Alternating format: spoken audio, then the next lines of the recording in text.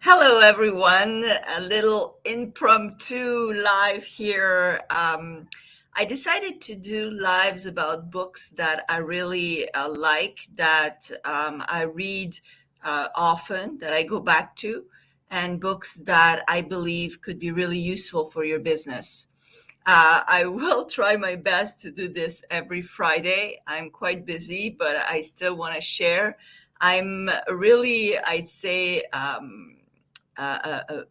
a reader. I've always been a bookworm ever since I was a kid, for many reasons. One of them was that I was bullied at school, and books kind of helped me cope and be in the world where nobody could harm me um, or hurt me in any way. And on top of it, it helped me develop a lot of my intellectual abilities. So this week, I want to talk, and I read about at least one book a week, often two.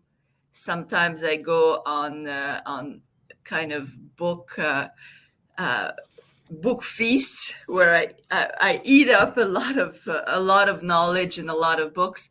And usually the way I read is I read it once, then I read the underlined parts, the parts that really marked me. Then I usually copy those underlined segments into a notebook. And so when I reread the book, I will often just reread the segments that I've copied, or when I see that it was a book that was really intense, that had a lot of information or a lot of knowledge, then I go back and I read it from scratch, from the beginning. Sometimes I even buy a new copy so that I'm not influenced by the markings on the page. I always read a printed copy. So I have quite a bit of a big library, although I give back the books that I feel I don't need to read again. So today I want to speak about the principles of Ray Dalio. It's an amazing book, and the reason why I find it is quite tremendous and very unique, actually.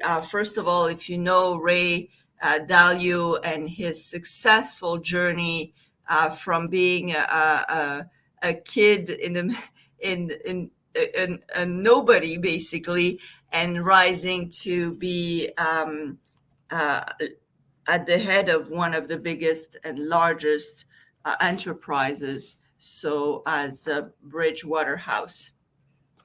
So the reason why I really like this book is because it is an amazing tale of his own life journey and his own principles, the way he builds his the principles of his company, the principles of his life, and it helps us also understand how to build our own principles of life and business. So not only a journey and an insight into his own life, but a tool for us to use so that we can understand, I'd say, the decision making process that goes into um, any decision, and also the principles that we can take out of our daily decision making to make them into a process or a system of decisions so that we don't have to second guess or redecide every time. And that, I think, was my biggest takeaway in any case, is that I created my own principles and I improve and add to that list every quarter, where I look back on decisions that I've made, mistakes that I've made, things I could improve, and the why I made such decisions, what caused me to go in one direction or another, analyze the results of those decisions, and then create principles. And the way that he constructs the process of those principles is really to understand how the decision was made profoundly, and what were the base, the foundation that created that decision, and what elements were at the source of the decision. And then, based on that, create a principle where every time such circumstances occur, you will immediately make the same decision. So it's kind of a way to generalize some of the decision making. And as you know, as an entrepreneur, as a company, when you're growing, well, of course, the success of an entrepreneur is connected to your ability to make a lot of decisions, and make them quickly, efficiently, and make a lot of good decisions. So the analysis and in-depth understanding of what makes a decision be good or bad, meaning not helpful for your business, is really necessary, so that the more you grow, the more you have foundation for making the right decisions at the right time, often, frequently, and not being wasteful with your decision making. So that is, I think, my biggest takeaway. Is I understood how to create my own principles, things that now I really go by. I can give you an example.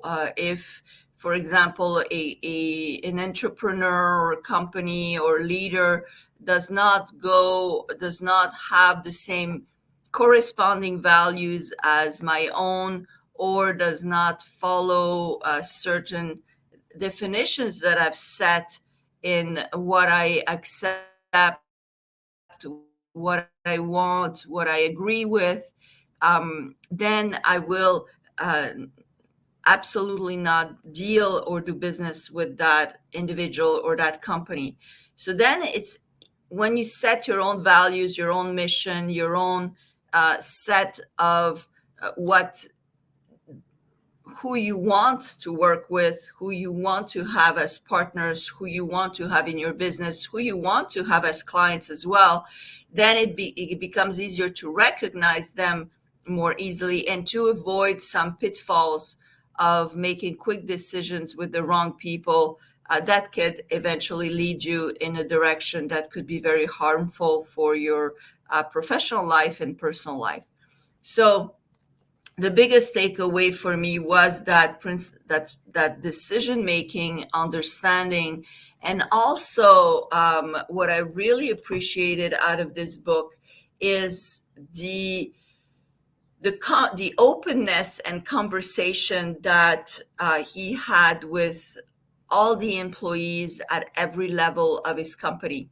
And I really enjoyed understanding how he went about to have that kind of transparency, that kind of ongoing conversation, challenging himself in his own decision making, in his own path, in his own thoughts, so that he would have to kind of always be, I'd say, even proving to himself that the decision that he made was the best one.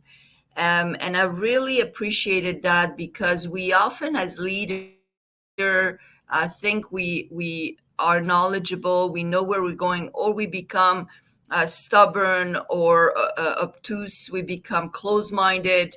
And I generalize, of course, not every entrepreneur is like that, but I see a lot of entrepreneurs that think they're right, that think they know everything, that think they're doing the right thing at every level, even higher level of even at the Fortune 500 level, people who are really stuck in their ways.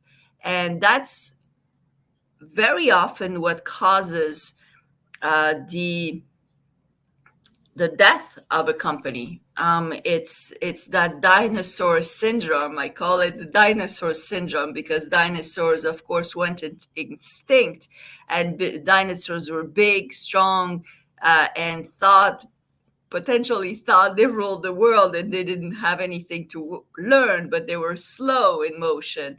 And so they were slow to act. They were slow. They weren't flexible enough for the changes that can occur. And I make that kind of comparison between dinosaurs and companies that are stuck in their ways and that are not flexible to the market, to what's happening, to what can happen, and also not flexible to the ideas of others and to advice or help that they can get from outsiders.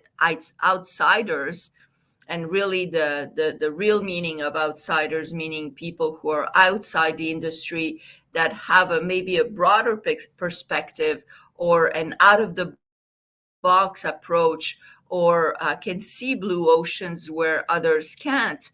And so it's very important to keep that conversation going with every level of your company, so that you have kind of the you feel your companies at every level, like you feel the nervous system of your company and the heartbeat of your company, knowing where it's going. Because often at the top we take large decisions for the long term, or we have visions for where we want to see the company go, but at the employee level, they have the day-to-day understanding, not only of the company, but of economic situations, or what individuals deal with, that might have a direct impact to the growth of your own business, or a new strategy that can help your business grow tremendously.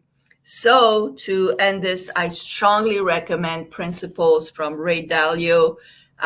It should be almost a book that sits on your shelf and that you read over and over again. As you can see, I highlighted quite a bit in that book. Um, and I read it quite often, just to remind me of his own principles, to inspire me also with the life that he had, and still has. So thank you, Ray, for sharing. I believe every successful entrepreneur, every expert, everybody that has had a journey in entrepreneurship should write a book to leave something behind, to leave a legacy, so that we can learn, we can appreciate the journey, and we can avoid pitfalls from accumulating that knowledge and that experience. As you know, the more you learn, the more you earn. So I hope this helped you have my point of view on this book. Of course, we could talk for hours about this book. I just wanted to do a short segment every week about books that mark my life, and why I believe they're a must as a read for any entrepreneur. Thanks, and have a great day.